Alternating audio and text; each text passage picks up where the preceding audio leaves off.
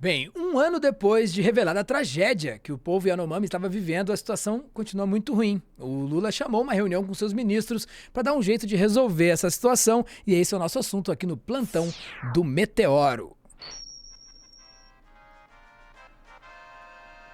Sofia Labanca, estamos juntos mais uma vez. Pois é, gostaria de entrar aqui e dar boas notícias, mas tá difícil. Tá hard, hoje tá hard, mas Tá, me tá, diga. tá.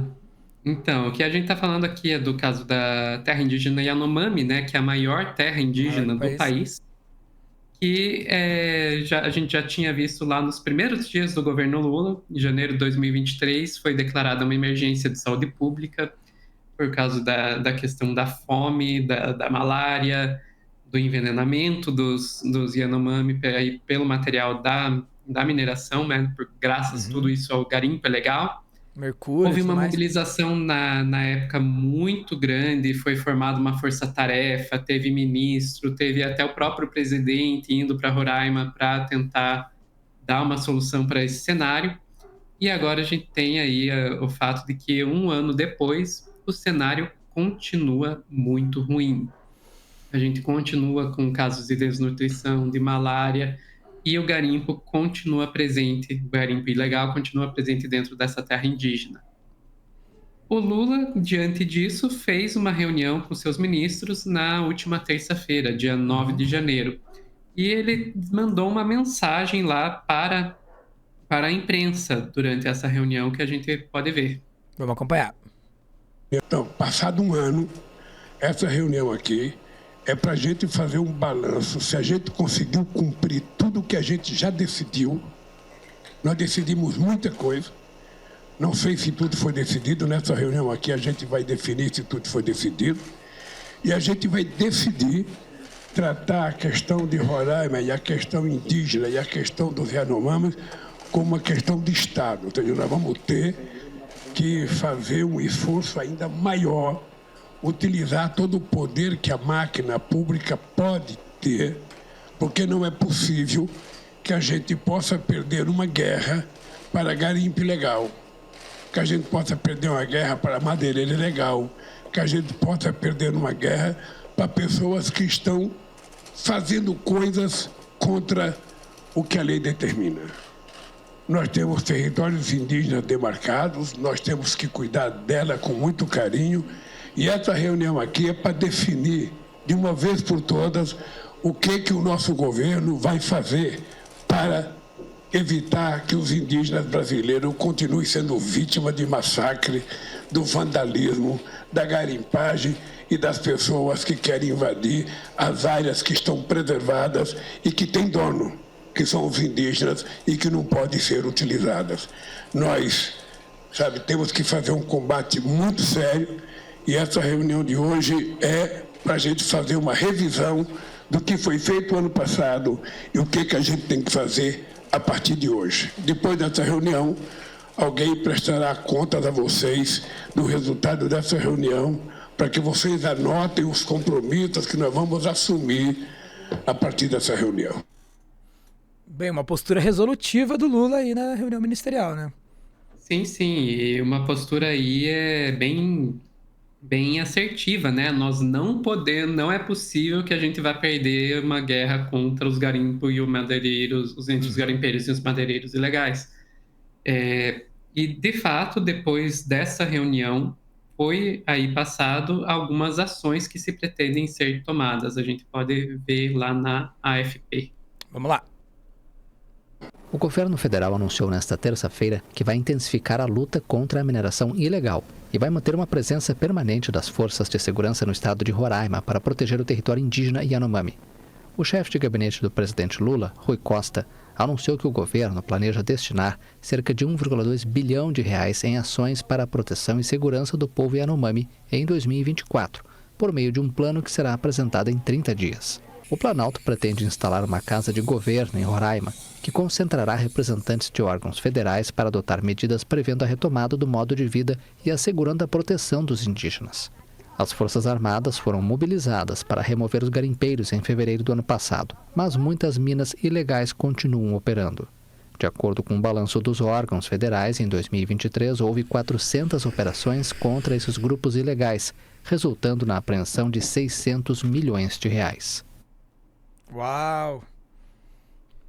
Então a gente vê aí o que a gente pode dizer aí que teve de prático. Então, forças de segurança vão estar presentes permanentemente dentro das terras Yanomami.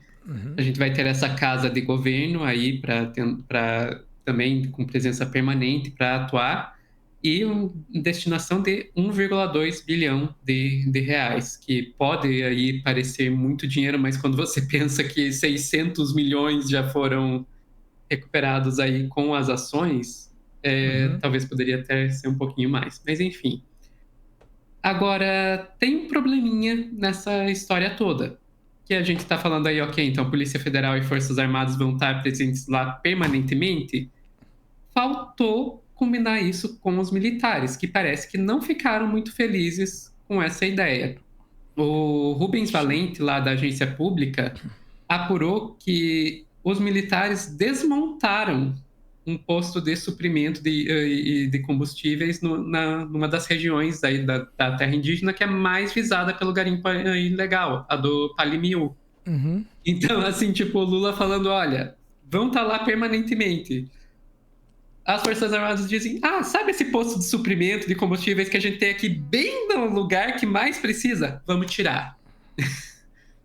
E, de acordo aí com o Rubens Valente, quando questionados, o que os militares responderam?